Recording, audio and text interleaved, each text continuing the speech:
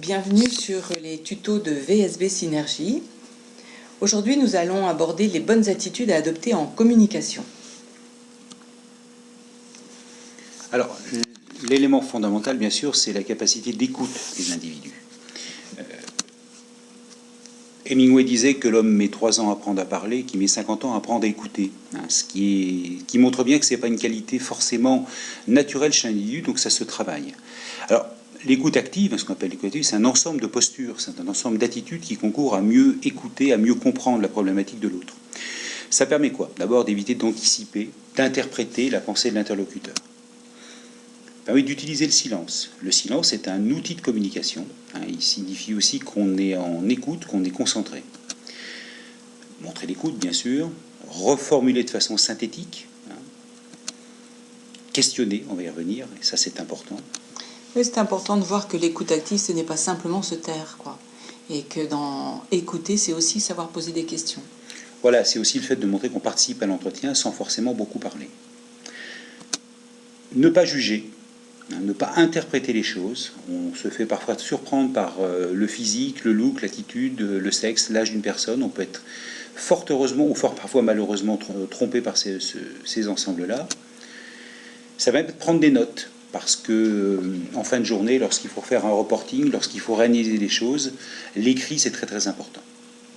Oui, et puis surtout, c'est que comme on se tait et qu'on écoute l'autre, il y a des idées qui nous viennent et puis il faut savoir les rendre au bon moment. Alors ça, c'est la première règle, effectivement. Et puis ensuite, l'autre chose très importante comme attitude à avoir quand on est en communication, c'est de savoir questionner. Alors il y a différents types de questions. Effectivement, déjà, les questions sont un outil vraiment très intéressant pour pouvoir créer l'ambiance, comme pour conduire un entretien quel qu'il soit. Parce que en plus, ça permet d'en savoir plus, de creuser, de confirmer, de conclure. Et là, on a différents types de questions. Et oui, et puis en plus, ça évite l'effet monologue. Une personne qui ne fait que monologuer tout le long du discours, et ça engage au dialogue. Donc les questions... Elles peuvent être soit ouvertes, et donc on va être sur des questions comme « qu'est-ce que ?» ou toutes les phrases commençant par « qui »,« quoi »,« que »,« quand », qui permet à l'autre de pouvoir s'exprimer complètement. Et puis, les questions fermées, qui, elles, sont beaucoup plus directives et qui permettent d'avoir des réponses bien plus précises. Un chiffre, un fait, une date. Voilà. Est-ce que vous voulez ceci? Oui, non. Donc, après, on a aussi d'autres types de questions. Des questions alternatives qui sont très utilisées en commercial, en vente, pour faire choisir un client entre deux solutions ou pour prendre un rendez-vous. Préférez-vous lundi matin ou lundi après-midi? Alors c'est vrai qu'il vaut mieux éviter dans les questions alternatives d'avoir plusieurs choix complexes, 3-4 choix. Je dirais que trop de choix tue le choix. 2 au maximum. Alors, autre type de questions aussi intéressante, c'est les questions retour. Pour éviter, vous savez, d'avoir trop un interrogatoire, pouvoir justement renvoyer la balle à son interlocuteur, c'est intéressant.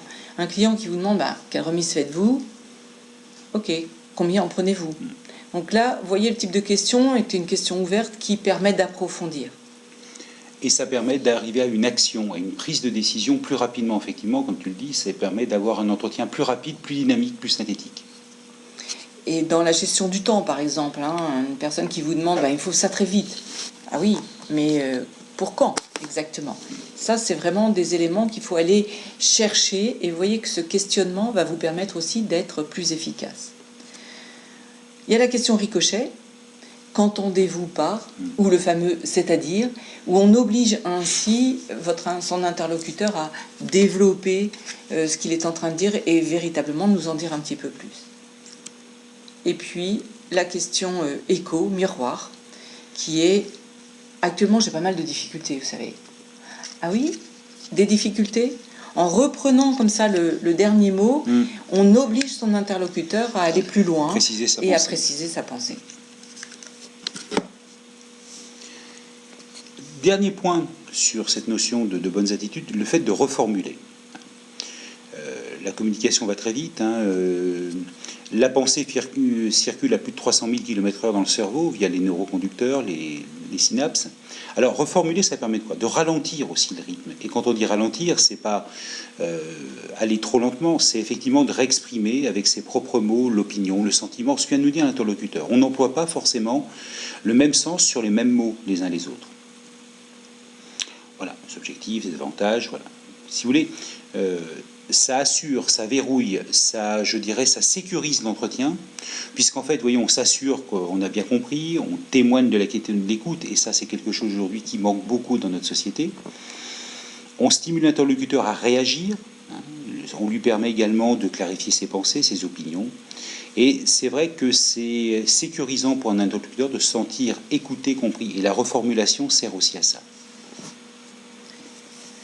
Alors, voyez, ce sont des actions simples, mais si vous souhaitez en savoir plus et si vous souhaitez justement être plus efficace dans votre communication et vous entraîner à bien communiquer, eh bien, VSB Synergie est à votre disposition et nous vous invitons à nous retrouver sur notre site. À très bientôt. Au revoir.